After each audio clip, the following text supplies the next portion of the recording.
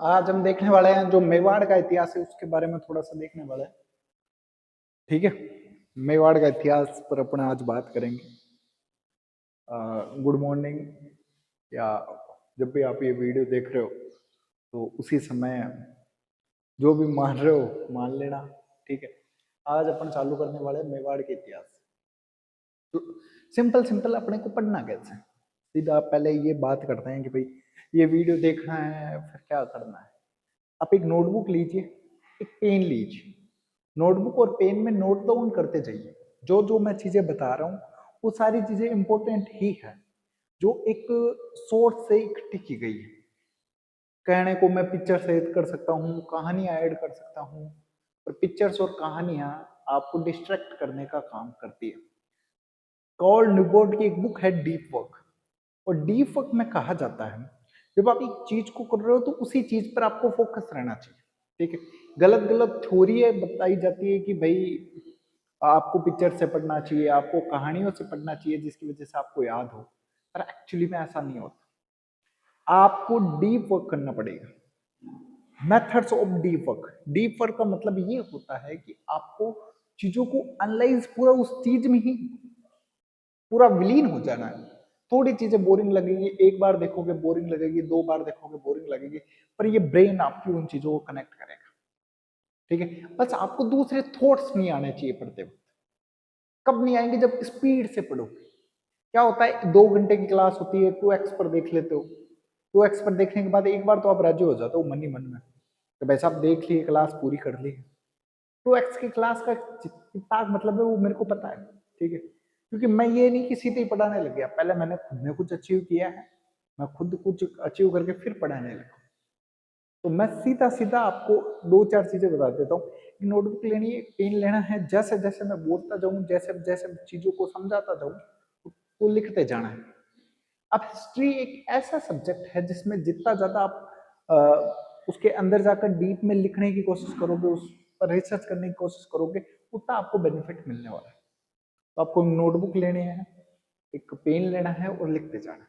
आज अपन बात करेंगे मेवाड़ के इतिहास के बारे में। देखो, जो मेवाड़ का इतिहास था उसमें ये क्षेत्र आते थे। एक्चुअली में पूछा तो नहीं जाता, बट आजकल आरपीएससी पूछ ही लेती है। एक तो उदयपुर आता है, चित्तौड़गढ़ आता है, राजसमंद आता है, भीलवाड़ा आता है और प्रतापगढ़ आता है। तो उदयपुर, चित्तौड़गढ़, राजसमंद, भीलवाड़ा, प्रतापगढ़। देखो आप जब डायग्राम देखोगे, अब देखोगे राजस्थान का डायग्राम, तो आपको जो बैकवर्ड एरिया मिलेगा, साउथ का एरिया मिलेगा राजस्थान, जो दक्षिण राजस्थान है उधर आपको ये पास पास से दिखेंगे। आप एक मैप लाइए और मैप अपने जहां भी पढ़ रहे हैं वहां पर चिपका दीजिए। कोई कहेगा इससे क्या बेनिफिट है? बेनिफिट क्या है? जब आप हिस्ट्री पढ़ते हो तो भी इंपॉर्टेंट है, ज्योग्राफी पढ़ते हो इंपॉर्टेंट है, पॉलिटी में इंपॉर्टेंट है, और बहुत जगह आपको मैप हेल्प करेगा। मैप मैप यदि आपको पता है तो आपको पता है उदयपुर के पास चित्तौड़गढ़ है, चित्तौड़गढ़ के पास राजसमंद है, राजसमंद के पास भीलवाड़ा और प्रतापगढ़ है। ठीक है, ये चीजें। अब आप कहोगे सर प्रतापगढ़ के पास डूंगरपुर और बांसवाड़ा भी तो है, उनको भी नोटिस किएगा, वो भी इसमें मेवाड़ में आते थे? नहीं थे। मेवाड़ की गुहिल शाखा थी, उनके सामंत जरूर थे, पर मेवाड़ शाखा में पूर्ण थे नहीं। प्राचीन नाम अक्सर पूछ लिया जाता है कि मेवाड़ का जो प्राचीन नाम है वो क्या है, तो मेवाड़ का जो प्राचीन नाम मेदपाट या प्रागवाट मिलता है, क्योंकि मौर्य साम्राज्य का पहले यहाँ पर राज था। महाभारत में सिवी जनपद कहा जाता है। महाभारत काल में जो मेवाड़ है उसको एक नाम से जाना जाता था, वो था सिवी जनपद। तो मेवाड़ को जो महाभारत काल था उसमें एक नाम से जाना जाता था, सिवी जनपद नाम से, जिसकी राजधानी चित्तौड़गढ़ थी। मध्यमिका, ठीक है, मध्यमिका जिसकी राजधानी थी, मध्यमिका जिसकी राजधानी थी, ठीक है, ये मध्यमिका जिसकी राजधानी थी। और आज में जो मध्यमिका है वो चित्तौड़गढ़ में। वंश कौन सा था? गुहिल वंश था। देखो, गुहिल वंश की सिसोदिया शाखा, सिसोदिया वंश में शासन किया। अभी अपन आगे पढ़ेंगे, जब रतन सिंह, आपने पद्मावत मूवी देखी होगी, उसमें रतन सिंह अलाउद्दीन खिलजी से हार जाता है, तो अलाउद्दीन खिलजी पूरे मेवाड़ साम्राज्य को समाप्त कर देता है। तो नेपाल से बसे हुए, ठीक है, नेपाल से लोग लाए जाते हैं और राज करते हैं। हामिर करके आएगा इसमें, और हामिर आगे सिसोदिया शाखा को आगे बढ़ाएगा। उनकी कुल देवी की मैं बात करूं तो बाण माता है, आपको याद रखना है। मेवाड़ जो है उनकी कुल देवी बाण माता है। इस देवी की बात करूं तो इस देवी है अन्नपूर्णा माता। क्या याद रखना है, मेवाड़ की जो कुल देवी है वो कौन सी है, तो बाण माता है।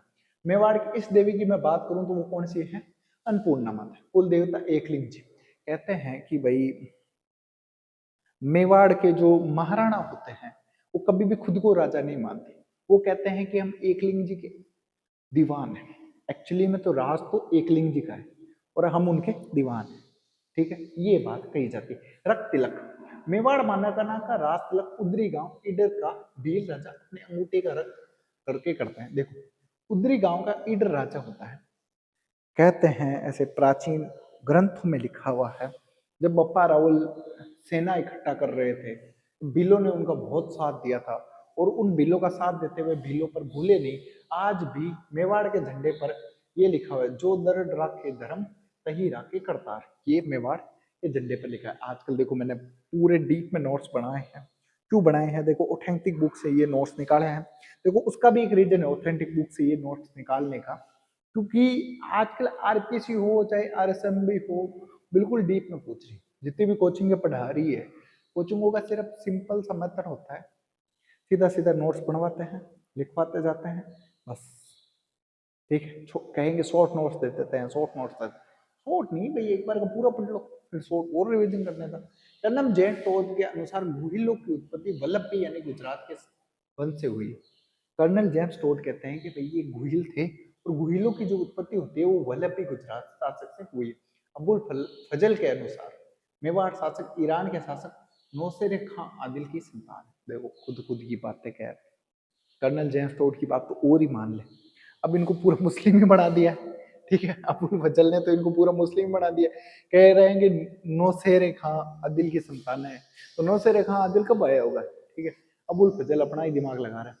डी आर भंडारकर इन्हें नागर ब्राह्मण बताते हैं। गोपीनाथ शर्मा, दर्शक शर्मा, जैन, अशोक, मोहन, मेणसी गुल वंश की उत्पत्ति ब्राह्मण वंश से बताते हैं। तो एक्चुअली में जितने ही राजा होंगे सारों की उत्पत्ति ब्राह्मण वंश से ही बताई जाएगी। तो नागर ब्राह्मण इनको बताया जाता है। दशरथ शर्मा है, गोपीनाथ शर्मा है, ये ब्राह्मण बताते हैं। मेवाड़ शासक स्वयं को भगवान राम का वंशज मानते हैं। मेवाड़ शासक है वो कहते हैं कि भाई हम लोग राम का वंशज है। राम ने राज्य किया था और राम के बाद हम राम के वंशज हैं। पंडित गौरीशंकर हीराचंद ओझा इन्हें सूर्यवंशी मानते हैं। कर्नल जेम्स टोड व मोहनोत मेनसी इनकी 24 शाखाएं बताते हैं। कवि श्यामल बाग गुहिलों की 36 शाखाएं बताते हैं। तो मोहनोत मेनसी और ये कर्नल जेम्स टोड कहते हैं कि भाई जो गुहिलों की 24 शाखा है, 24 शाखा में शिवाजी को भी वो इंक्लूड करते हैं। कहते हैं जो शिवाजी है महाराष्ट्र में वो ही गुहिल थे। और श्यामल दास जिनकी वीर विनोद करके पुस्तक है, पूछी जाएगी आपको वीर विनोद में, वो कहते हैं इनकी कितनी शाखा, 36 शाखाएं बताई गई। गुहिल या गुहिल्यादित्य गुहिल मस्तक के संस्थापक आदि पुरुष 560 ईस्वी में लालन पांडु गुफा में हुआ और कमलावती ब्राह्मणी ने किया। कहते हैं कि भाई गुहिल वंश के संस्थापक या जो आदि पुरुष गुहादित्य करके थे, उनका जो लालन पालन है वो कमलावती ब्राह्मणी ने किया है। ठीक है, एक अभिलेख कहता है। और गुहिल वंश के जो संस्थापक है, आदि पुरुष है, वो 566 ईस्वी में वर्चस्व में आए थे। अब अपन बात करते हैं बप्पा राउल की। बप्पा राउल का कालक्रम आप याद रखना चाहो तो रख सकते हो, 734 से 753, 734 से 753। मूल नाम कालभोज। जो बप्पा राउल का मूल नाम अक्सर पूछा जाता है, तो बप्पा राउल का मूल नाम है कालभोज। कभी भी आपको बप्पा राउल का मूल नाम पूछते तो बप्पा राउल का मूल नाम है कालभोज। बप्पा राउल हरित ऋषि के गाय चराते थे था। जो बप्पा राउल था वो हरित ऋषि करके एक बहुत ज्ञानी विद्वान थे, उनकी गाय चराता था। ठीक है, और हरित ऋषि से आशीर्वाद से बप्पा राउल ने मेवाड़ राज्य प्राप्त किया था। कहते हैं कि हरित ऋषि इंप्रेस होते हैं, हरित ऋषि खुश होते हैं और बप्पा राउल को आशीर्वाद देते हैं कि आप मेवाड़ जीत लोगे। 734 ईस्वी में चित्तौड़गढ़ के शासक मान मौर्य को पराजित कर चित्तौड़ पर अधिकार कर नागदा को राजधानी बनाया था। देखो इंपॉर्टेंट बात है, ईस्वी भी आप याद रखोगे, 734 ईस्वी है, ये आपको याद रखनी है। चित्तौड़गढ़ के शासक किसको हराया तो मान मौर्य को हराया। मान मौर्य भी कई नाम मिलता है, मान मौर्य भी कई नाम मिलता है। चित्तौड़गढ़ का शासक था और राजधानी किसे बनाया था? शुरुआत में नालंदा को राजधानी बनाया। इतनी बातें याद रखनी। 734 ईस्वी चित्तौड़गढ़ के शासक मानमौरी को हराता है और राजधानी किसे बनाता है? नागदा को राजधानी बनाता है। गुहिल साम्राज्य का वास्तविक संस्थापक कैलाशपुरी गांव में एकनाथ जी का मंदिर बनाया। इसने कैलाशपुरी में जो थे, कहते हैं कि भाई ये ऋषि थे हारित ऋषि, वो हारित ऋषि एकलिंग जी की पूजा किया करते थे और बप्पा राहुल भी एकलिंग जी की पूजा किया करते थे। तो सबसे पहला काम किसी ने किया था बप्पा राहुल ने, तो कैलाशपुरी में एकनाथ जी का मंदिर बनाया था। सीवी वैद्य ने बप्पा राहुल की तुलना चार्ल्स मार्टेल से की। सीवी वैद्य जो बप्पा राहुल को चार्ल्स मार्टेल से तुलना करते हैं, याद रखना पूछा जाएगा कि सीवी वैद बप्पा राहुल की तुलना किससे करते हैं? तो सीवी वैद बप्पा राहुल की तुलना करता है चार्ल्स मार्टेल से। मेवाड़ महाराणा खुद को एकलिंग जी का दीवान बताते हैं। ये बात मैंने कही भी है, मेवाड़ महाराणा खुद को एकलिंग जी का दीवान बताते हैं। मेवाड़ के सोने के सिक्के चलाए, उपाधि इसमें बप्पा राहुल ने मेवाड़ में सोने के सिक्के चलाए, उपाधि चकवे। उपाधियां बहुत इंपॉर्टेंट है और उपाधियां आपको याद रखनी है। एक उपाधि मिलती है अपने को चकवे, एक उपाधि मिलती है हिंदुआ सूरज। भाई हिंदुओं का जो सूरज है वो कहा जाता है। गुहिल वंश सभी शासक स्वयं को हिंदुआ सूरज कहते हैं। गुहिल वंश के सभी शासक स्वयं को हिंदुआ सूरज कहते हैं। इसमें एक बात नहीं लिखी है, ये गजनी का एक शासक था शाह। मोहम्मद शाह को इसने हरा दिया था और ये उसका पीछा करता करता पाकिस्तान के रावलपिंडी तक गया। ठीक है, रावलपिंडी तक गया था, इसीलिए रावलपिंडी का नाम बप्पा राहुल के नाम पर रावलपिंडी रखा गया। अलहट, अलहट की उपाधि आलू राहुल कहा जाता है। कुख्यात साहित्यकार था ये। अलहट एक बहुत कुख्यात साहित्यकार था, विख्यात साहित्यकार था। ठीक है, और आलू राहुल उपाधि हूण राजकुमारी हरिया देवी से इसने विवाह किया था। जो हूणों की राजकुमारी है हरिया देवी, और हरिया देवी से ये क्या करता है? विवाह करता है। हूण राजकुमारी हरिया देवी से ये विवाह करता है अलहट। आहड़ को दूसरी राजधानी बनाया, आहड़ में वराह मंदिर का निर्माण कराया। आहड़ को ये दूसरी राजधानी बनाता है और आहड़ में वराह मंदिर का निर्माण करता है। अब आपको एक चीज और मैं बता दूं, पुष्कर का जो वराह मंदिर है अभी प्रेजेंट में, वो आपके बनाया था अर्णोराज। ठीक है, सर्वप्रथम मेवाड़ में नौकरशाही शुरुआत की थी। ये प्रश्न बहुत बार पूछा था, आप पीवाईक्यू में देखोगे तो इस प्रश्न को रिपीट एंड रिपीट देखोगे कि सर्वप्रथम मेवाड़ में नौकरशाही की शुरुआत करने वाला कौन था? तो सर्वप्रथम मेवाड़ में नौकरशाही की शुरुआत करने वाला अलहट था। ठीक, आगे अपन चलते हैं। रण सिंह या करण सिंह, इनके दो पुत्र थे, सेम सिंह और राहप हुए।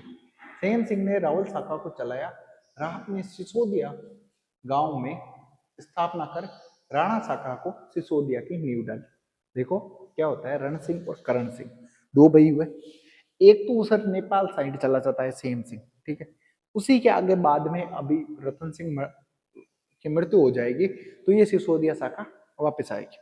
रावल सामंत सिंह, इनके समय कितु चौहान ने मेवाड़ पर अधिकार कर लिया था, तब इन्होंने वागड़ राज्य की स्थापना की थी। रावल सामंत सिंह क्या हुआ था, इसमें एक सीन हुआ था कि एक कित्तू चौहान करके चौहानों का एक राजा हुआ था। एक राजा तो क्या कह सकते हैं, राजा का भाई हुआ था और उसको तलाश थी, चौहान वर्चस्व में थे और चौहान के वर्चस्व में इन्होंने कित्तू चौहान ने मेवाड़ पर अधिकार कर लिया। तब इसने वागड़ राज्य की स्थापना की। रावल जेत्र सिंह के बारे में एक बात बहुत इंपॉर्टेंट है, 1213 से 1253 ईस्वी में जेत्र सिंह का काल रहा। बुताला का युद्ध होता है, दिल्ली के गुलाम वंश के सुल्तान इल्तुतमिश व जेत्र सिंह के मध्य ये युद्ध हुआ था। बुताला का युद्ध 1227 ईस्वी में बुताला का युद्ध होता है और इस बुताला के युद्ध में ये गुलाम वंश का जो सुल्तान इल्तुतमिश है वो हार जाता है और इसमें जीतता कौन है? आपके जेत्र सिंह विजयी होता है। इस युद्ध की जानकारी जय सिंह सूरी की हामिर मद मुद्रों में मिलती है। हामिर मद मुद्रों में इसकी जानकारी मिलती है। जेत्र सिंह ने चित्तौड़गढ़ को राजधानी बनाई। तो चित्तौड़गढ़ को राजधानी बनाने वाला पहला राजा कौन था? तो प्रश्न आ सकता है सीधा सीधा, चित्तौड़गढ़ को राजधानी बनाने वाला पहला राजा कौन था? तो चित्तौड़गढ़ को राजधानी बनाने वाला पहला राजा था जेत्र सिंह। डॉक्टर दशरथ शर्मा के अनुसार मध्यकालीन मेवाड़ के इतिहास का स्वर्ण काल रावल जेत्र सिंह के काल में रहा। मध्यकालीन जो शुरुआती काल था, देखो बप्पा राहुल ने तो वो बनाया था, आपके राज्य बनाने का काम किया था। अलहट ने नौकरशाही व्यवस्था सब स्थापन की थी और सेम सिंह जो करण सिंह है वो आपस में दोनों भाई थे, तो मतभेद थे। मतभेद होने के कारण अच्छा विकास नहीं हो पाया था। पर जयद्रथ सिंह स्वतंत्र राजा था, तो 1227 में दिल्ली के शासक इल्तुतमिश को हराता है। वो भूताला का युद्ध लड़ता है, और भूताला का युद्ध लड़ने के बाद, ठीक है, वो सीधा चला जाता है। डॉक्टर हीरा सिंह होता ने दिल्ली के गुलाम सुल्तानों को मेवाड़ राजाओं में सबसे प्रतापी बलवान राजा जयद्रथ सिंह हुआ है। इसकी वीरता की प्रशंसा उसके विद्रोही भी करते थे। इल्तुतमिश भी इसकी प्रशंसा करता था, जयद्रथ सिंह के रावल तेज सिंह। इनके समय कलमचंद्र द्वारा ताड़पत्र पर चित्रित ग्रंथ श्रावण प्रतिक्रमण सूत्र चूड़नी चित्रित किया गया। ये देखो, ये इंपॉर्टेंट है, याद रखना। श्रावण प्रतिक्रमण सूत्र चूड़नी किसके काल में किया गया था? रावल तेज सिंह के काल में। इन्हें परम भट्टराकर महाराज दहाज परमेश्वर की उपाधि धारण की। इनकी पत्नी जैतल देवी ने चित्तौड़गढ़ में श्याम पार्श्वनाथ मंदिर का निर्माण कराया। अब ये इंपॉर्टेंट है, ये मंदिर आप याद रख लेना। श्याम पार्श्वनाथ मंदिर, श्याम पार्श्वनाथ के मंदिर का निर्माण कौन कराता है? तो रावल तेज सिंह की जो पत्नी होती है वो कराती है, समर सिंह। समर सिंह प्रमुख शिल्पी, एक 7 सहेलियों का है जो चित्तौड़गढ़ में समर सिंह ने बनाया था। प्रमुख शिल्पी इसके थे पदम सिंह थे, कलह सिंह थे, कलहण थे और करम सिंह थे। ये पदम सिंह, कलह सिंह, कलहण और करम सिंह, इनके बारे में ध्यान रखना है। इतना कुछ खास है नहीं समर सिंह। ठीक है, समर सिंह के बारे में एक बात याद रखना। समर सिंह ने क्या किया था? जब अलाउद्दीन खिलजी गुजरात विद्रोह को दबाने के लिए जा रहा था, गुजरात पर आक्रमण करने के लिए जा रहा था, समर सिंह ने इसे अलाउद्दीन खिलजी से टैक्स लिया था। यहाँ से जाना तो टैक्स देना पड़ेगा। उस टैक्स देने के चक्कर में फिर अलाउद्दीन खिलजी वापस हमला करता है। ठीक, तो यहाँ पर पद्मावती का एक कारण होगा, क्या कहते हैं इतिहासकार कह रहे हैं, तो कुछ ना कुछ तो सीन हुआ होगा। पर ये मुख्य कारण ये भी था अलाउद्दीन का हमला करने का। भुइल वंश की रावल शाखा का अंतिम शासक मैं बात ही कर रहा हूँ। 1302 से 1303 एक ही साल राजा रहा था ये। 1303 का क्या सीन है? चित्तौड़गढ़ का जो प्रथम शाखा होगा वो सन आपको याद रखनी है, और रावल रतन सिंह का जो आखिरी साल था वो 1303 ही था। देखो, ये रानी पद्मिनी के पिता का नाम गोवर्धन था, माता का नाम चंपावती था। हीरामन तोते ने रानी पद्मिनी की सुंदरता को उल्लेख किया था। ये कभी कभार आरपीएससी आरएसएमबी पर मेरे को हंसी आती है कि हीरामन तोते का नाम पूछ लेते हैं बहुत बार। अभी पिछले कुछ पेपरों में देखा था तो कौन से तोते ने सुंदरता का वर्णन किया था? तो हीरामन। रतन सिंह के दरबार में राघु चेतन पद्मिनी को बुरी रखता था, इसलिए निकाल दिया। देखो क्या सीन था। राघु चेतन है ना, जो पद्मिनी को मतलब इनडायरेक्टली लाइक करने लगा। ठीक है, तो आप कुछ तो होगा। तो राघु चेतन क्या पद्मिनी को जाकर पूछते, रतन सिंह के अलावा मैं भी आपसे प्रेम करता हूँ, मैं राजा नहीं हूँ, वरना मैं आपसे विवाह करूँ। तो पद्मिनी ने साफ साफ मना कर दिया, भाई नहीं, तेरे से आज मैं प्रेम करूँ ना कल प्रेम करूँ। तो सीधा सीधा अलाउद्दीन खिलजी के पास गया ये राघु चेतन। राघु चेतन अलाउद्दीन खिलजी को जाकर बखान करता है। अलाउद्दीन खिलजी राघु चेतन की बातें सुनकर बहुत उत्साहित हो जाता है। अलाउद्दीन खिलजी से हमला करने का, अलाउद्दीन खिलजी खार खा के बैठा था, समर सिंह ने टैक्स छोड़ लिया था, ये टैक्स लूंगा, सीधी सीधी बात है, क्या करते हैं, पहली बात तो संधि कर लो, संधि करने के बाद पद्मिनी को मेरे को दे दो। ठीक है, ऐसी इसकी अलाउद्दीन खिलजी शर्त थी, और इसमें रतन सिंह नहीं माना था, और फिर युद्ध हुआ था। युद्ध में अलाउद्दीन खिलजी जीत जरूर जाता है, पर बहुत सेना की हानि होती है उसे, और इस राघु चेतन को भी लास्ट में अलाउद्दीन खिलजी मार देता है। ठीक है, गोरा बादल रतन सिंह के सैनिक थे, क्रम से रानी पद्मिनी के चाचा भाई थे।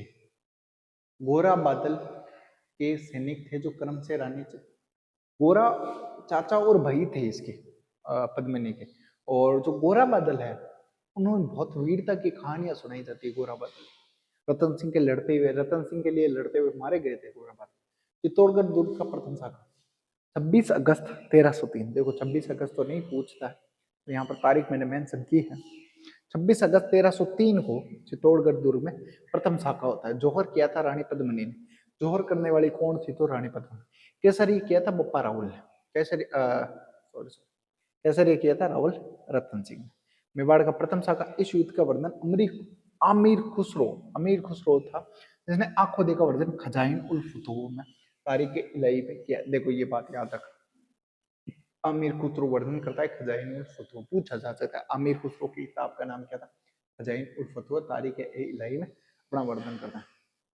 ये अपने पुत्र को सौंप देता है और खिजराबाद इसका नाम कर देता है, ठीक है। और खिज्जर खान ने मालदेव सोनगढ़ा को सौंप दिया था। थोड़े दिन में खिज्जर खान, अलाउद्दीन खिलजी का जो पुत्र है खिज्जर खान, वो रहता है, बाद में ये इसको मालदेव सोनगढ़ा को सौंप देता है। अब राणा आमेर, इसने सिसोदिया वंश की स्थापना की थी।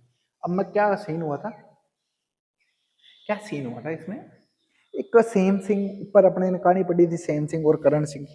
तो सेम सिंह क्या हुआ था, सीन ये हुआ था कि सेम सिंह चला गया था मेवाड़। जब वो मेवाड़ चला जाता है ना, तो पीछे उसकी जब आगे पीढ़ी जाती जाती जाती राणा हमीर पर जाकर खत्म होती है।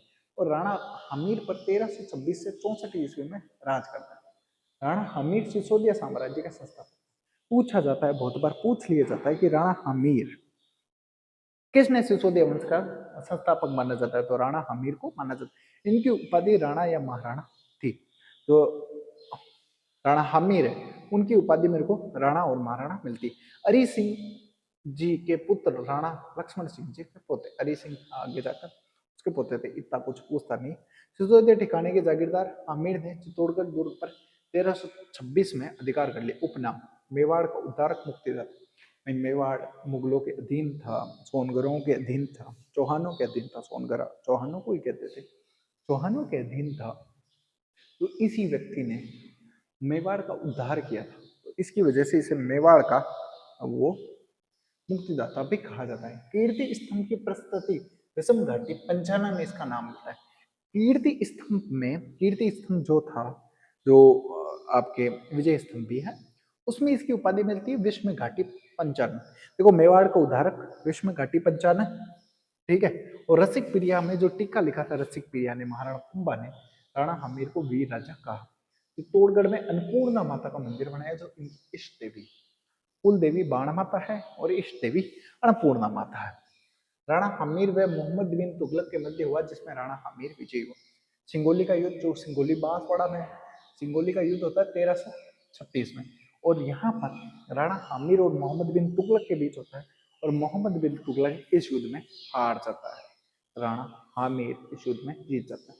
कब कहाँ हुआ था, तो सिंगोली बांसवाड़ा में। कब हुआ था, 1336 ईस्वी में हुआ था। राणा छत्र सिंह, छत्र सिंह खेतों ने मालवा के दिलवार खान होरी को परास्त किया था। राणा छत्र सिंह ने इसको परास्त किया था, दिलावर खान जो होरी को परास्त कर दिया था। भविष्य में मालवा मेवाड़ के संघर्ष आरंभ हो गया। राणा लक्ष्य सिंह या लाखा, लाखा के बारे में पढ़ना बहुत है।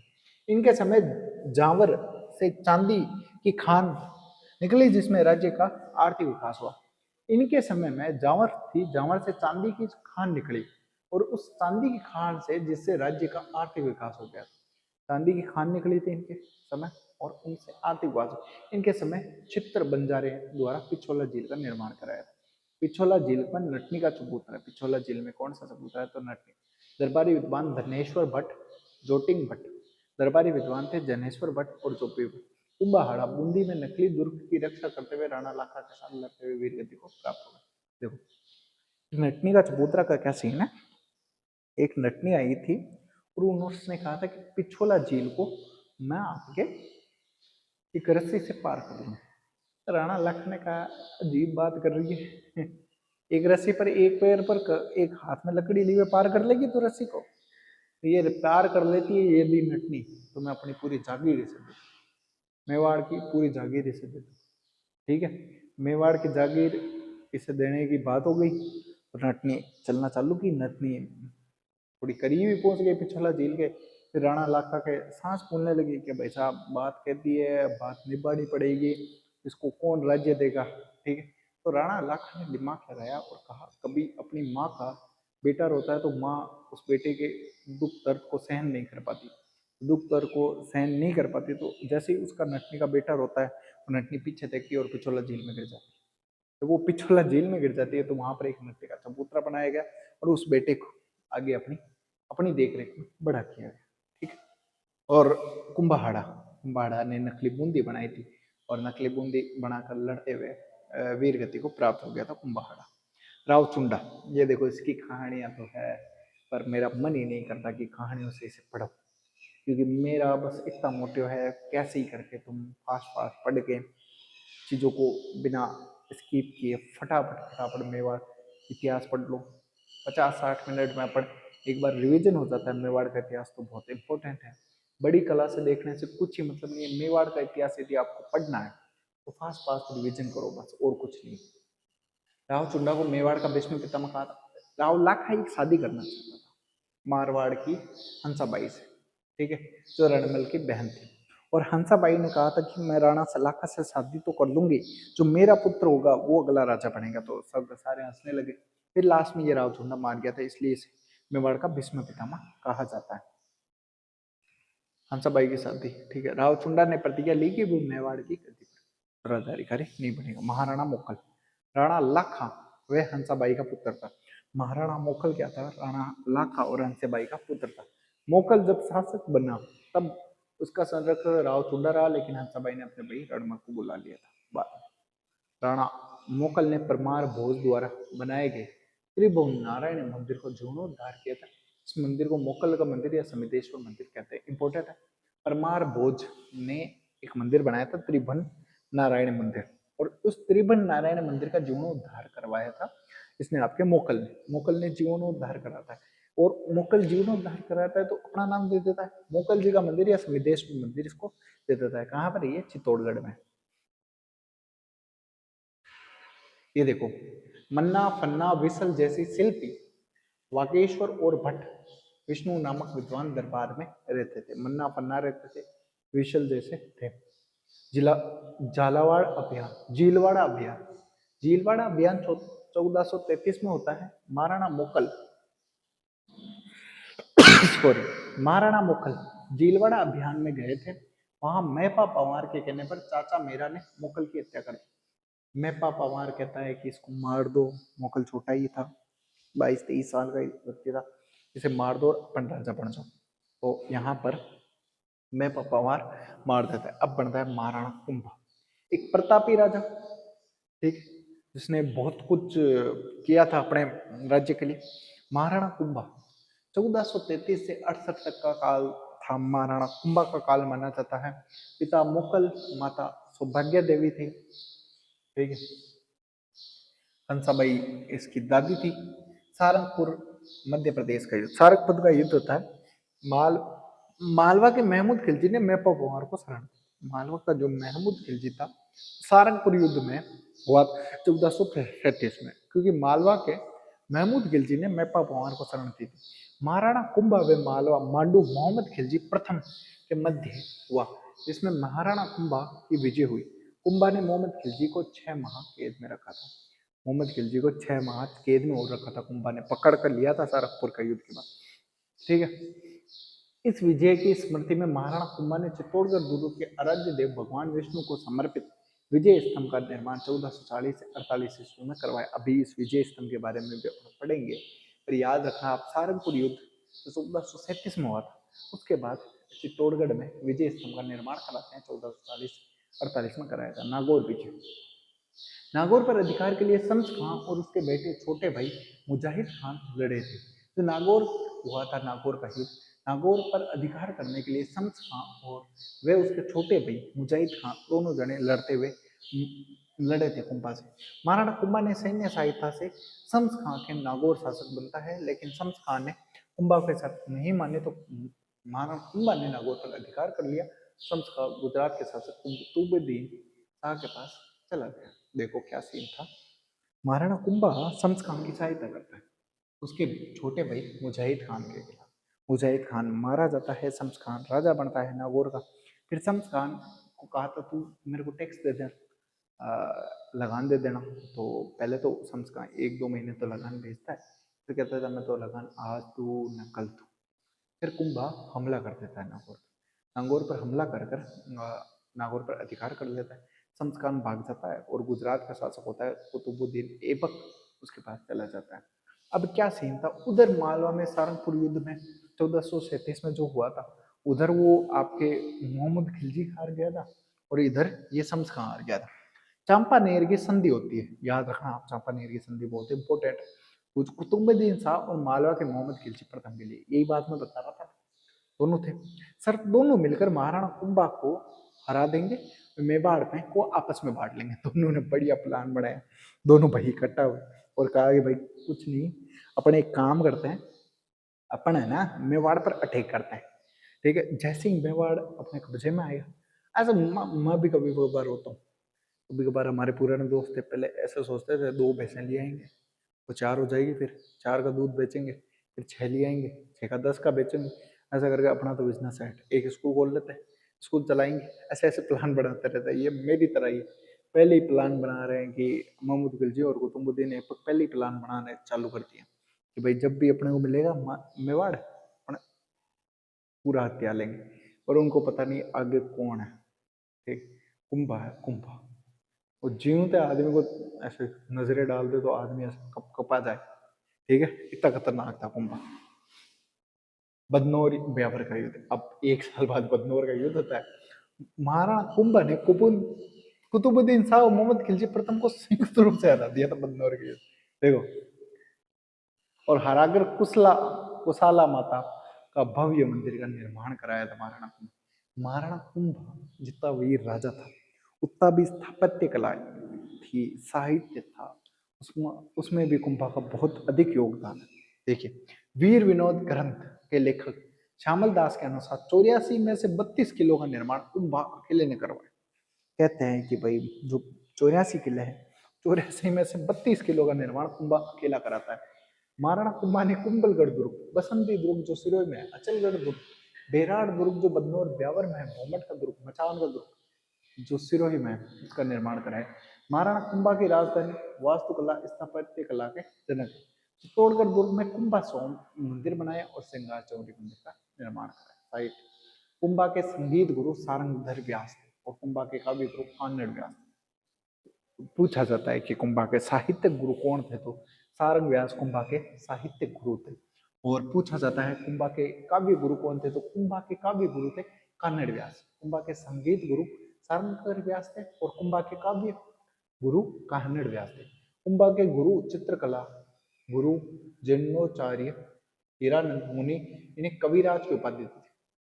कुंभा के गुरु और चित्रकला गुरु जीर्णोद्धारी हीरानंद मुनि थे और इन्हें इन्हें कविराज की उपाधि दी थी। महाराणा कुंभा के संगीत पर ग्रंथ, देखो महाराणा कुंभा ने 5 ग्रंथ लिखे थे। देखो, संगीत राज सर्वश्रेष्ठ ग्रंथ है, इसके 5 भाग है। संगीत राज के 5 भाग बहुत बार पढ़े हैं। पठन रतन कोश, गीत रतन कोश, वाद्य रतन कोश, नृत्य रतन कोश, रस रतन कोश।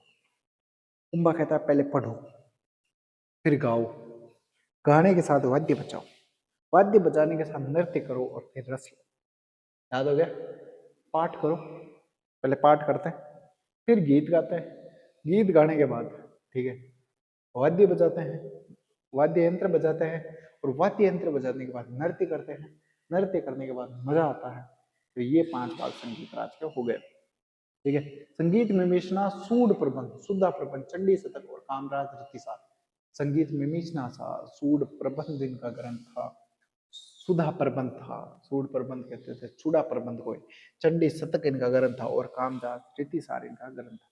जयदेव के गीत गोविंद पर कुंभा ने रसिक प्रिया नाम से टीका लिखी थी। जयदेव के गीत गोविंद, जयदेव एक करके एक लिखा था, उसका एक ग्रंथ था गीत गोविंद। गीत गोविंद पर कुंभा ने रसिक प्रिया टीका लिखी थी। एकलिंग महाकाम्य ग्रंथ संस्कृत भाषा में कान्नड़ व्यास ने लिखा था, लेकिन महाराणा कुंभा ने इसकी प्रथम भाग राजवर्णन किया था। देखो, एकलिंग महाकाम्य जिसमें तीर्थों के बारे में बताया गया है, कान्नड़ व्यास लिखते हैं, जिसका पहला भाग कुंभा ने ही लिखा था। महाराणा कुंभा के शिल्पी मंडन और मंडन के भाई नाथा पुस्तक वास्तु मंजरी पुस्तक गोविंद थे, शिल्पी मंडन थी, ठीक है। महाराणा कुंभा के जो शिल्पी थे वो मंडन थे, मंडन का भाई नाथा था, और पुस्तक थी वास्तु मंजरी, वह पुत्र गोविंद था, और शिल्पी मंडन की पुस्तक थी, ठीक है। अब अपन आगे चलते हैं और देखते हैं प्रसाद मंडल, महलों के बारे में जानकारी मिलती है। मंडन की कुछ पुस्तकों के नाम, प्रसाद मंडल लिखी थी, उसमें महलों की जानकारी मिलती है। रूप मंडल है, राजवल्लभ है, कोदंड मंडल है, देवमूर्ति प्रकरण है, ठीक है, और सकून मंदिर है, वैद्य मंदिर है। वास्तु मंडन और वास्तुसार और वास्तुशास्त्र भी मंडन की पुस्तक है। महाराणा कुंभा वीणा बजाने में रुचि, इसीलिए इसे राजस्थान का समुद्रगुप्त कहा जाता है कि वीणा बजाने का बहुत शौक था। अभिनव भट्टाचार्य, संगीत का ज्ञान होने के कारण महाराणा कुंभा की उपाधियां हैं। अभिनव भट्टाचार्य कहते हैं, अभिनव भट्टाचार्य क्यों कहा जाता है, क्योंकि संगीत का ज्ञान और अभिनव भट्टाचार्य संगीत के ज्ञान के कारण। हाल गुरु, गिरि दुर्गों का स्वामी था इसलिए हाल गुरु। सेल गुरु, युद्धों में थे। छाप गुरु, छापामार युद्ध करते थे। वीरू, हिंदू सुल्तान, हिंदू सुल्तान, हिंदुआ चक्रवे भी उपाधि आप बप्पा राहुल की पढ़ते हो, और हिंदू सुल्तान कहते हैं। राय रासो या राणा रासो कहते हैं। राजगुरु, दान गुरु, छाप गुरु। अंतिम समय में कुंभा में उमांग रोग हो गया था। उदा ने मामा देव कुंड पे कुंभलगढ़ में कुंभा की हत्या कर दी। जो उदा था, उदा ने मामा देव कुंड में इसकी हत्या कर दी कुंभा की। ठीक है। उदा सिसोदिया मेवाड़ का पितृ था। उदा सिसोदिया 1568 से 5 साल राजा बनता है और ये मेवाड़ का पितृ हंता था माना जाता है। इनके भाई रायमल ने इनको दाड़िमपुर के युद्ध में परास्त किया। इनका भाई इनके अगेंस्ट होते आया था और इनको दाड़िमपुर के युद्ध में परास्त किया। उदा मालवा की ओर भाग गया जहां बिजली गिरने से इनकी मृत्यु हो गई। देखो, कर्म आदमी के हमेशा साथ चलते हैं। पिता को मारकर राजा बना था, अब बिजली गिरने की वजह से इसकी ही मृत्यु हो गई।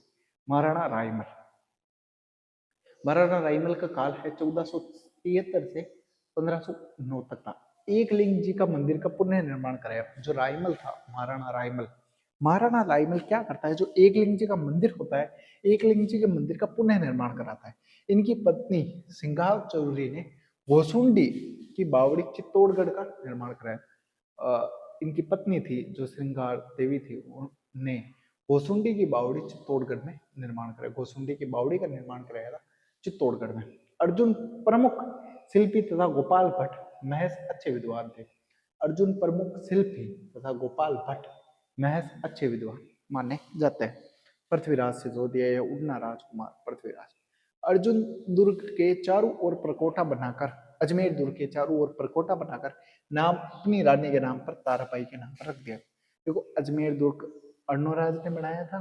अर्णोराज के वो अजमेर दुर्ग बनाने के बाद इसने परकोटा कराकर अपनी रानी के नाम पर, जो उनकी रानी थी ताराबाई, उसके नाम पर इसका नाम तारागढ़ रख दिया। 12 खंभों की छतरी है इसकी कुंभलगढ़ दुर्ग में। उड़ना राजकुमार की कहाँ पर 12 खंभों की छतरी है, तो कुंभलगढ़ दुर्ग में। पृथ्वीराज जयमल सांगा के चाचा सारंग देव भीनमाल की चारण जाति उजारण महिला से मेवाड़ के अगले शासक के बारे में पूछने के लिए गए थे। महिला ने महाराणा सांगा राज्य बनने की भविष्यवाणी की। पृथ्वीराज ने, देखो क्या हुआ था, जयमल, पृथ्वीराज और सांगा दोनों क्या थे, गए थे एक बंजारण के पास। एक चारण जाति में, भीमलाल गांव में एक चारण जाति के पुजारिन महिला थी, वो भविष्य करते थे। और वो पुजारिन महिला कहती है कि भाई कौन राजा बनने का, अपने में से तीनों गए थे, तो तीनों में से राजा पड़ेगा ये सांगा। सांगा क्या करते, पृथ्वीराज और जयमल इसके पीछे भागे, ठीक है, इसको मारने के लिए। और पृथ्वीराज ने राणा सांगा की आंख फोड़ दी थी। राणा सांगा भागकर सेवंतरी गांव पहुंचा जहां राठौड़ बिंदा ने राणा सांगा को शरण दी। बिंदा जयमल के साथ लड़ता हुआ मारा गया। बिंदा जयमल के साथ लड़ता हुआ मारा गया। अब राठौड़ बिंदा थे और बिंदा ने कहा कि भाई जो भी मेरे को जीत के दे देगा, ठीक है, मारवाड़, ठीक है, उसको मैं क्या करूंगा, आपके मेरी बेटी का विवाह कर दूंगा। ठीक है, तो ये जयमल भाई साहब का मैं जीत के दे दूंगा। तो जयमल से कहा ठीक है, ब्याह कर दूंगा। एक बार फुल टल्ली अपने जयमल जी फुल टल्ली हुए बिंदा के पास जाता है, राजकुमारी को लो, ठीक है। तो जयमल, बिंदा रोकता है एक बार, तो नहीं रुका, फिर लड़ाई होती, मार देता है। तो इधर वो इन्होंने कहा, रायमल जी से कहा, तो रायमल जी ने कहा कोई बात नहीं, मार दिया तो मार दिया। यहाँ से सांगा अजमेर पहुंचा जहाँ रावत करमचंद ने शरण दी। सांगा को किसने शरण दी, रावत करमचंद ने शरण दी थी। महाराणा संग्राम सिंह या राणा सांगा के बारे में पढ़ते हैं अपन। जन्म इनका 12 अप्रैल 1482 को हुआ था। महाराणा सांगा का जन्म 12 अप्रैल 1482 को हुआ है। शरीर पर 80 घाव होने के कारण कर्नल जेम्स टोड ने इसे भगवा शेष कहा था। इनके शरीर पर 80 घाव थे और बंदा लड़ते हुए नहीं रुका था, इसलिए इसे कर्नल जेम्स टोड भगवा शेष कहते हैं, भगना वेश कहते हैं। राणा सांगा को हिंदू पथ कहा जाता है। जो राणा सांगा है उसे हिंदू पथ के नाम से भी जाना जाता है। सांगा अंतिम भारतीय हिंदू राजा था जिसके नीचे सभी राजपूत जातियों ये अंतिम राजा था जिसने भी रातियों में ये युद्ध ही लड़ता रहता था सांगा एक तरह से। खतौली या पीपलाद कोटा का युद्ध जो 1517 ईस्वी में होता है। राणा सांगा की बढ़ती हुई शक्तियों से भयभीत होकर अब्राहिम लोदी यानी सिकंदर लोदी के पुत्र ने आक्रमण कर दिया। राणा सांगा की बढ़ती हुई शक्तियों को से भयभीत होकर इब्राहिम लोदी यानी सिकंदर लोदी के पुत्र थे उसने खातौली में हमला कर दिया था 1517 में। राणा सांगा यहाँ जीत जाता है। सांगा ने इब्राहिम लोदी के पुत्र को बंदी बना लिया था। इस युद्ध में राणा सांगा का लंगड़ा हो गया था। राणा सांगा को देखो क्या क्या हुआ था, पहले आंख फूट गई थी, अब ये लंगड़ा हो रहा है, क्या क्या करेगा भाई सांगा जाने यार। बाड़ी जो धौलपुर में है और बाड़ी में युद्ध होता है 1518 में। इब्राहिम लोदी ने अपने दो सेनापति मियां माखन मियां हुसैन को भेजा। राणा सांगा की विजय हुई, इसमें राणा सांगा जीत गया। राणा सांगा उत्तर भारत का सबसे शक्तिशाली शासक बन गया था भाई। कागरोन का युद्ध 1519 मालवा में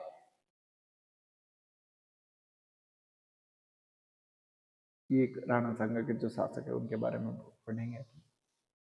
अब देखो अपन क्या पढ़ रहे थे, गागरोन का युद्ध। मोहम्मद खिलजी द्वितीय जो चंदेरी के शासक मेदिनी राय पर आक्रमण किया था।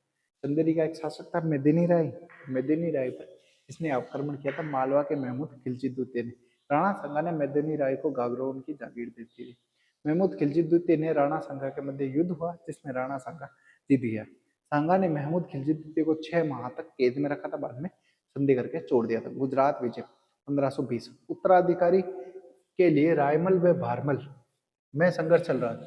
राणा सांगा ने रायमल का साथ देकर ईडर गुजरात का शासक रायमल को बना दिया था। रायमल और भारमल में संघर्ष चल रहा था गुजरात में इसने रायमल का साथ दिया और रायमल को गुजरात का ईडर यानी गुजरात का शासक बना दिया। गुजरात शासक मुजफ्फर खान ने ईडर पर आक्रमण किया जिसमें राणा सांगा जीत गया। ये देखो गुजरात विजय में 1520 में होती राणा सांगा पर मुजफ्फर खान आक्रमण करता है तो भी कौन जीत जाता है, राणा सांगा जीतता था। महाराणा सांगा और बाबर। महाराणा सांगा ने अफगान सेनापति हसन का मेवाती व महमूद लोदी इब्राहिम लोदी के भाई को शरण दी थी। इब्राहिम लोदी का भाई था हसन का मेवाती और महमूद लोधी, ठीक है। बयाना यानी भरतपुर का युद्ध होता है बाबर और मेहदी ख्वाजा यानी बाबर का बहनोई बयाना दूत पर अधिकार कर लेता है। राणा सांगा ने सेना भेजकर बयाना दूत को वापस जीत लिया। इस युद्ध के बाद अरबी वाद्य यंत्र मुगलों का वाद्य यंत्रों को मेवाड़ के सैनिकों के यंत्रों में शामिल कर दिया गया था। 16वीं-17वीं शताब्दी में बयाना में नील का कारोबार अत्यंत विकसित था। देखो नील का कारोबार अत्यंत विकसित था बयाना भरतपुर में। और यहाँ पर 16 फरवरी 1527 को बाबर हमला करता है और जीत जाता है खानवा। सबसे इंपॉर्टेंट युद्ध है 17 मार्च 1527 ईस्वी को खानवा का युद्ध होता है। और रूपा पास यानी भरतपुर में गंभीरी नदी के किनारे युद्ध होता है। रूपा पास भरतपुर में गंभीरी नदी के किनारे युद्ध होता है। जहीरुद्दीन मोहम्मद बाबर व राणा सांगा के बीच। ये देखो पूरा नाम लिखा है मैंने, जहीरुद्दीन मोहम्मद बाबर। और बाबर कहता है अपने बाबरनामा में कि राणा सांगा ने ही मुझे भारत बुलाया था ताकि मैं इस पर हमला कर सकूं, ठीक है। बाबर ने शराब नहीं पीना, तमंगा कर यानी मुगलों पर लगाया जाने वाला कर हटा दिया। काबुल से आए ज्योतिष मोहम्मद शरीफ ने राणा सांगा के विजय की घोषणा की थी। राणा सांगा ने पाती पर्वन प्रथा चलाई। राजस्थान में 7 राजा 9 राव 104 सरदार राणा सांगा की सहायता के लिए आए। खानवा के बाद बाबर ने गाजी यानी काफिरों को मारने वाले की उपाधि ली। बाबर ने अपनी किताब ताजाओ ए बाबर अम्मा ने बताया जीवन में काला दाग खा खानवा का युद्ध को अपने जीवन का खाना दागा राणा सांगा की सहायता करने वाले शासक।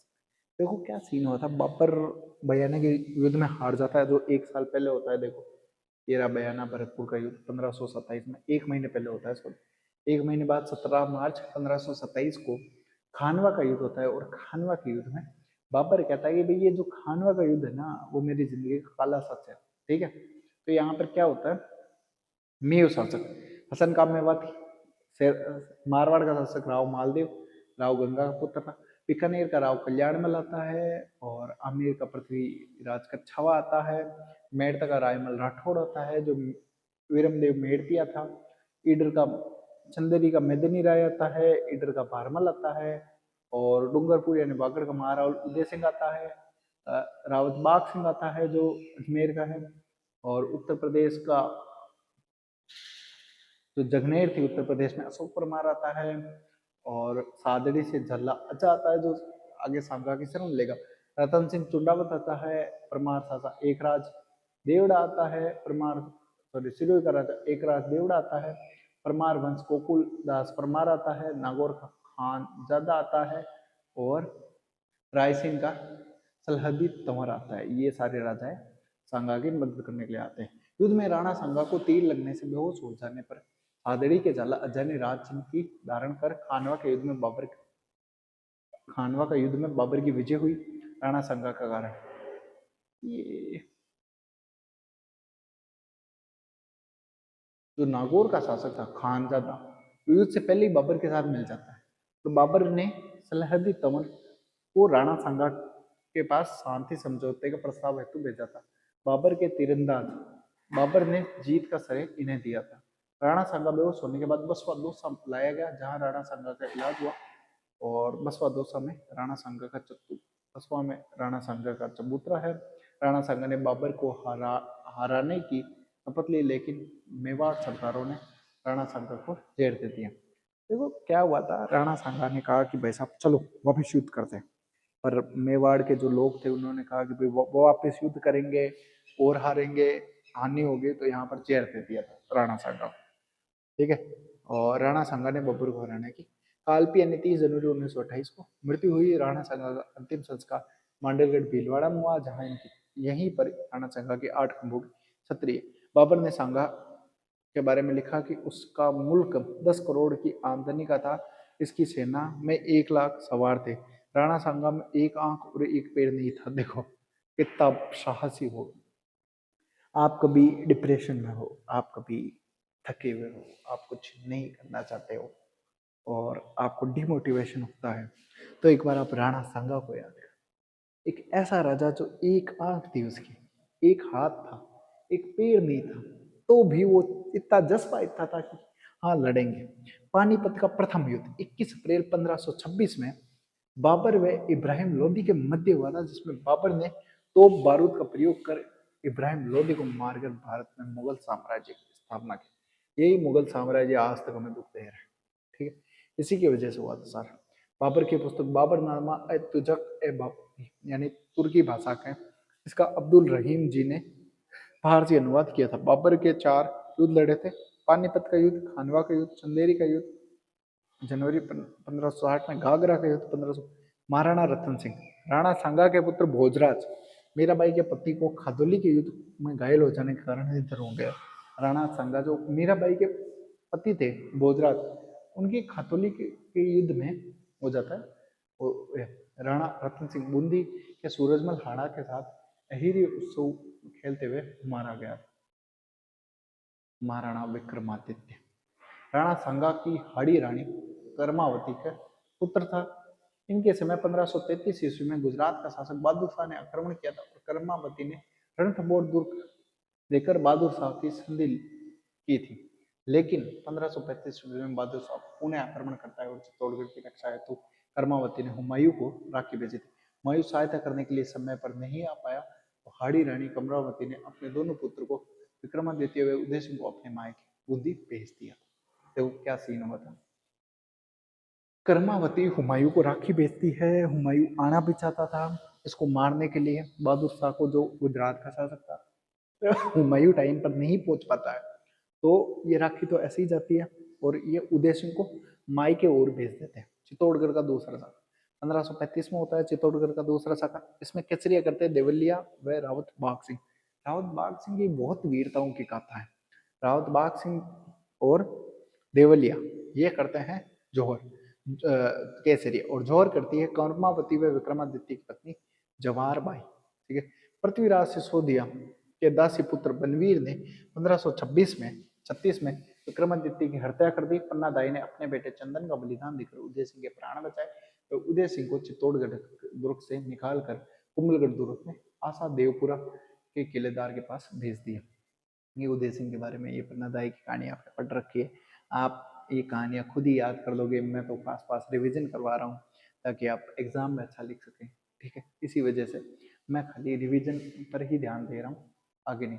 महाराणा उदय सिंह 1527 से 72 के बीच में, 1537 से 72 के बीच, 1537 में राज्याभिषेक कुंभलगढ़ दुर्ग में किया गया, जब पता चला कि भाई एक्चुअली में ये उदय सिंह है, ठीक है। तो मालवी का युद्ध, मालवी का युद्ध होता है 1540 में। उदय सिंह ने मालदेव के सहयोग से बनवीर को पराजित कर दिया और चित्तौड़गढ़ पर उन्हें अपना वो दिया। जैसे कर्नल जस्टो कहते हैं, यदि राणा सांगा और प्रताप के बीच में उदय सिंह नहीं होता तो मेवाड़ का इतिहास अधिक उज्जवल होता। उदय सिंह भाई साहब दारू में रहते थे पूरे दिन मजे में, इनको कोई लेना देना नहीं था मेवाड़ से, मजे करते थे बस। शेरशाह ने ख्वाज खां को चित्तौड़ का अपना प्रतिनिधि रखा था। राणा उदय सिंह में 1559 ईस्वी में उदय सागर झील, याद रखना ये इंपॉर्टेंट है, राजा उदय सिंह ने 1559 ईस्वी में उदय सागर झील बनाकर उदयपुर नगर बसाया था, उदयपुर की राजधानी बनाया, ठीक है, उदयपुर को राजधानी बनाया अकबर का आक्रमण 1567 ईस्वी में। राणा उदय सिंह ने मांडू के सुल्तान बाज बहादुर व मेड़ता के शासक जयमल को शरण दी थी। जो राणा उदय सिंह ने मांडू के सुल्तान बाज बहादुर मेड़ता के शासक जयमल को शरण दी थी, तो अकबर ने आक्रमण किया। राणा उदय सिंह ने चित्तौड़गढ़ दुर्ग में जयमल मेड़तिया को सौंपकर स्वयं गोगुंदा की पहाड़ियों में चले गए थे। जो जयमल मेड़तिया को सौंप दिया था ये दुर्ग और स्वयं गोगुंदा की पहाड़ियों में चले गए। रात के समय में चित्तौड़गढ़ किले की मरम्मत करते समय जयमल अकबर की संग्राम नामक बंदूक से घायल हो गया, जयमल मेड़तिया, ठीक है।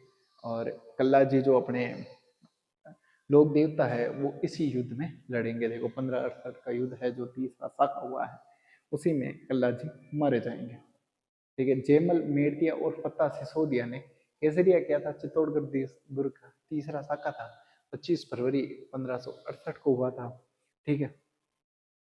इस जौहर में फत्ता की पत्नी फूल कंवर ने नेतृत्व किया। कल्ला राठौर ने अपने चाचा जयमल को अपने कंधे पर बैठाकर युद्ध किया था। चित्तौड़गढ़ विजय के बाद 30,000 व्यक्तियों का कत्लेआम करवाया, जो अकबर का जीवन का अमिट कलंक है। अकबर ने मेवाड़ में एलची सिक्का जारी किया था, ये इंपॉर्टेंट है। अकबर ने मेवाड़ में कौन सा सिक्का जारी किया था, तो अकबर ने मेवाड़ में एलची सिक्का जारी किया था। अकबर ने आगरा दुर्ग के बाहर जयमल में फत्ता की गजराडू पाषाण मूर्तियां लगवाई थी, बाद में औरंगजेब ने तुड़वाती थी। क्या सीन हुआ था कि यहाँ पर मूर्तियां लगाई गई थी इनके द्वारा, अकबर के द्वारा। जयमल और पत्ता की के बहुत वीर थे, तो बाद में औरंगजेब ने तुड़वाती थी। बीकानेर महाराजा राय सिंह ने भी जूनागढ़ किले के बाहर जयमल और फत्ता सिसोदिया की मूर्तियां लगाई थी। 28 फरवरी 1972 को होली के दिन गोगुंदा में महाराणा उदय सिंह की मृत्यु हो गई। राणा उदय सिंह की छतरी गोगुंदा उदयपुर में, गोगुंदा में इनकी छतरी महाराणा प्रतापी राजा। और इनसे क्वेश्चन आते ही हैं, बहुत ज्यादा ही क्वेश्चन आते हैं इनसे, और इनसे जो क्वेश्चन आते हैं उन पर अपन चर्चा करेंगे, ठीक है। अब कुछ ज्यादा देखो रहा नहीं। अब मेवाड़ का इतिहास जब आप देखते हो, ये तो जयपुर का इतिहास आ गया। मेवाड़ का इतिहास जब आप देखते हो, देखो महाराणा प्रताप है, महाराणा प्रताप को आप थोड़ा सा आगे जाओगे, ठीक है, ये इतना सा और रहा है, आड़ी रानी, महाराणा जगत सिंह, महाराणा शंभू सिंह आ जाएगा, और यहाँ पर जाकर खत्म हो जाएगा। ज्यादा कुछ नहीं रहा है, थोड़ा सा और रहा है। आप बने रहिए इसी लाइव क्लास में। चलो अब देखते हैं अपना आगे, जो ये है युद्ध, उसके बारे में, हल्दी घाटी का युद्ध। ये देखो 9 मई 1540 को ज्येष्ठ शुक्ल तृतीया को रविवार को महाराणा प्रताप का जन्म होता है। कुंभलगढ़ दुर्ग में बादल महल जूनी कचेरी में इनका जन्म होता है। राणा उदय सिंह के ज्येष्ठ पुत्र है। माता जयवंता बाई है, जो महाराणा प्रताप की माता जयवंता बाई है, पाली के एकराज सोनगरा की पुत्र थी। बचपन का नाम कीका था। महाराणा प्रताप के बचपन का नाम कीका था। विवाह 17 वर्ष की उम्र में राम रख पंवार की पुत्री अजब दे के साथ हुआ, जिनसे अमर सिंह का जन्म हुआ। राज्य अभिषेक राणा उदय सिंह ने धीर बाई पटियाणी के कहने पर जगमाल को युवराज घोषित कर दिया था। जी धीर बाई पटियाणी जो इसकी बात मानते थे उदय सिंह जी, तो इनको जगमाल को युवराज घोषित कर दिया। गोगुंदा में महादेव बावड़ी पर 28 फरवरी 1572 को सलुम्बर के कृष्णदेव चुंडावत ने राणा प्रताप को 32 वर्ष की उम्र में राज्य अभिषेक हुआ। तो कृष्णदेश चुंडावत थे, सलूम्बर के थे जो गोगुंदा में इनका राज्याभिषेक करवाते हैं। रंगमल नाराज होकर अकबर के पास चला गया और अकबर ने जहाज को जागीर दी थी। राणा प्रताप ने विधिवत राज्याभिषेक कुंभलगढ़ दुर्ग में हुआ। अकबर के 4 शिष्ट, पहले जलाल खान फिरोजी को भेजा था सितंबर 72 में। मिर्जा राजा मान सिंह आया था।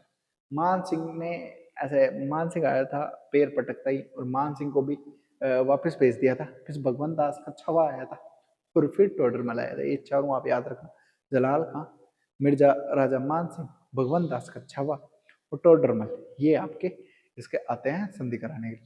हल्दी घाटी यानी राजसमंद का युद्ध 15 जून 1576 को होता है। 18 जून 1576 को होता है। गोपीनाथ शर्मा के अनुसार 21 जून को होता है। रक्त तलाई भी कहते हैं इसे, हल्दी घाटी के युद्ध को रक्त तलाई कहते हैं।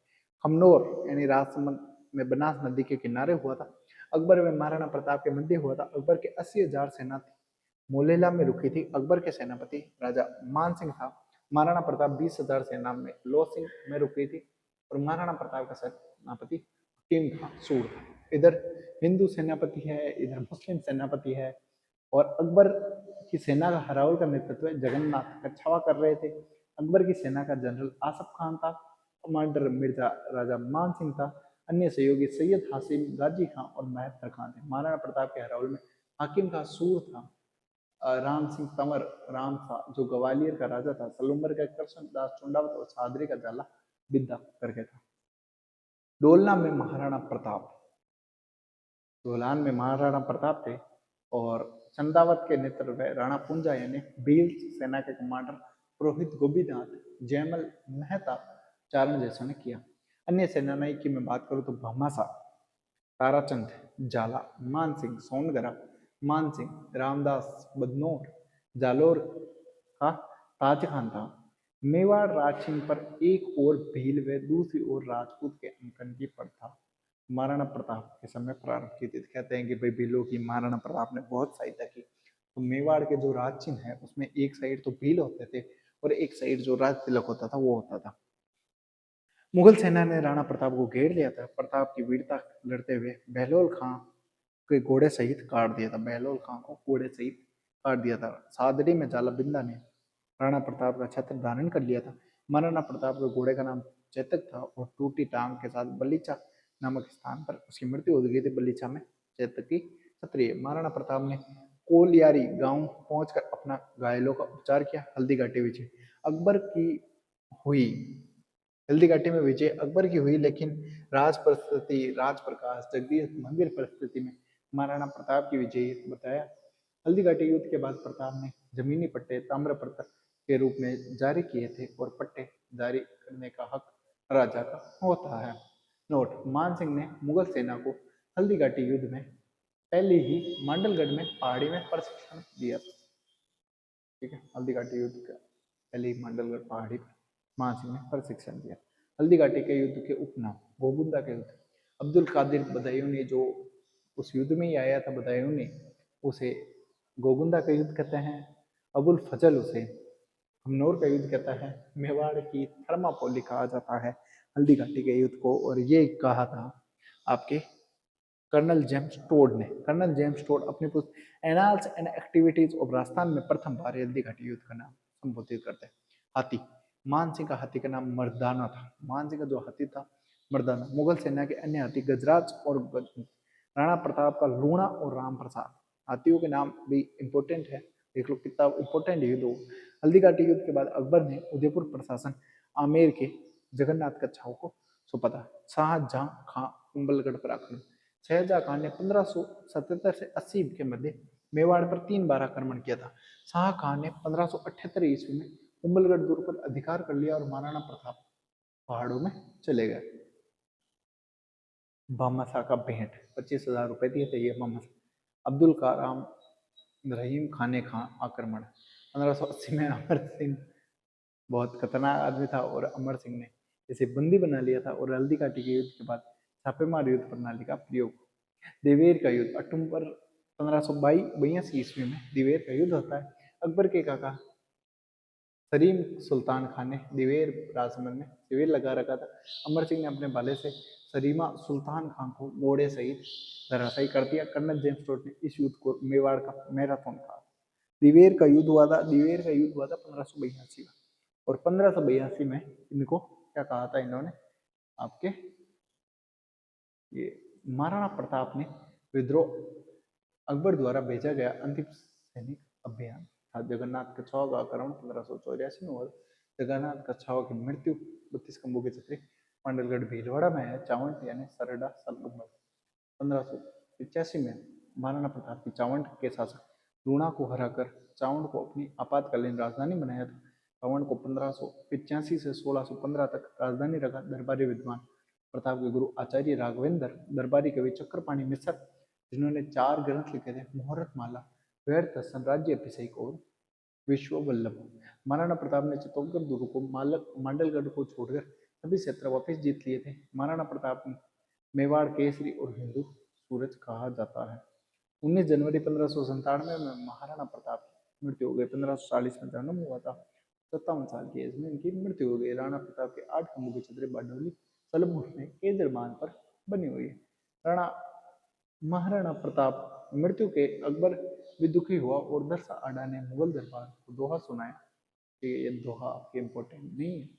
पाथड़, महाराणा प्रताप पाथड़ और पीथड़ तो पृथ्वीराज राठौड़ की रचना है। कन्हैयालाल सेठिया की रचना है पाथड़ और पीथड़। कन्हैयालाल सेठिया की रचना है, जिसमें महाराणा प्रताप और राठौड़ कहा गया है।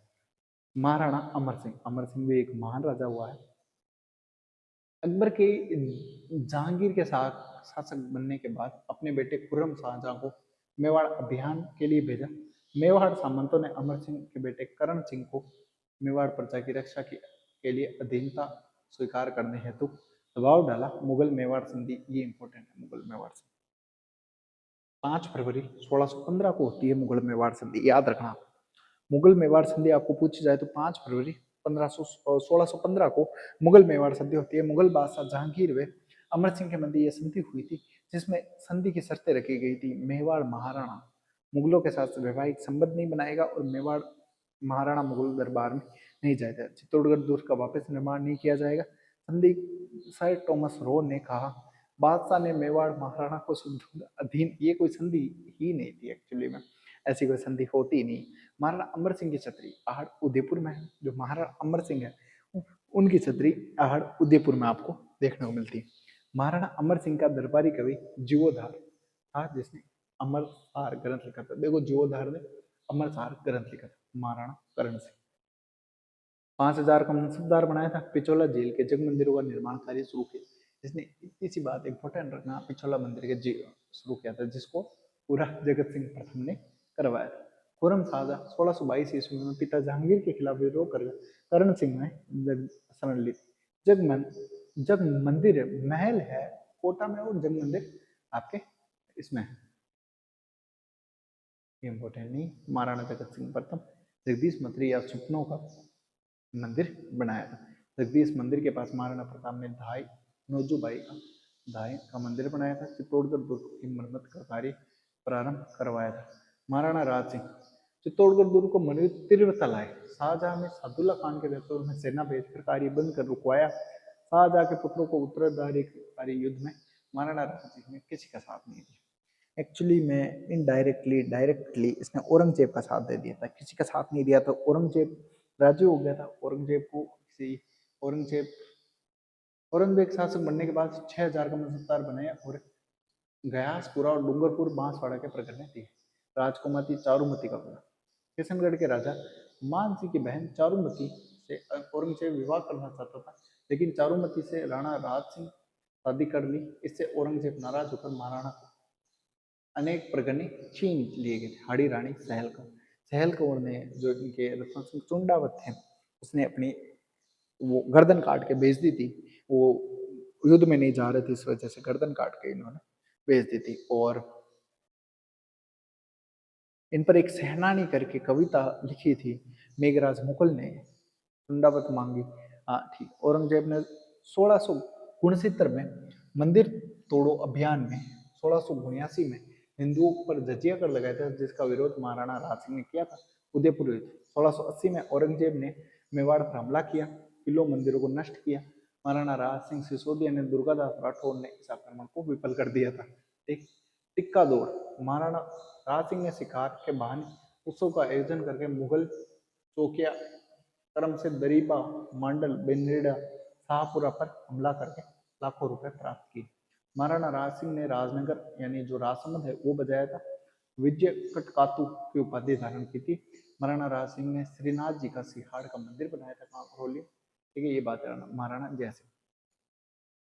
1681 में औरंगजेब और महाराणा जय सिंह के मध्य सत्य संधि के तहत जय सिंह ने पूर्व मांडल और बद्धौड़ और जजिया करके बदले मुगलों को सौंप दिया। जय समंद झील का निर्माण कराया था जय सिंह ने। महाराणा अमर सिंह द्वितीय, देवबेरी का समझौता अपनी पुत्री चंद्रगौरी का विवाह सवाई जय सिंह के साथ कर देता है। महाराणा संग्राम सिंह द्वितीय, ये उदयपुर में सहेलियों की बाड़ी और श्रीकृष्णा वेदनाथ मंदिर का निर्माण कराता है। मेवाड़ चित्रशाली के प्रसिद्ध कलीला दामना का चित्रण हुआ। इनके समय कलीला दामना का चित्रण हुआ, जो मेवाड़ का प्रसिद्ध चित्र। अब जगत सिंह, हुडा सम्मेलन की अध्यक्षता की थी जगत सिंह ने। महाराणा जगत सिंह द्वितीय 1734 से 51 के बीच हुआ था और हुडा सम्मेलन की अध्यक्षता की थी। मराठों को मेवाड़ पर सर्वप्रथम आक्रमण हुआ। पिछोला झील पर जग निवास महल बनवाया।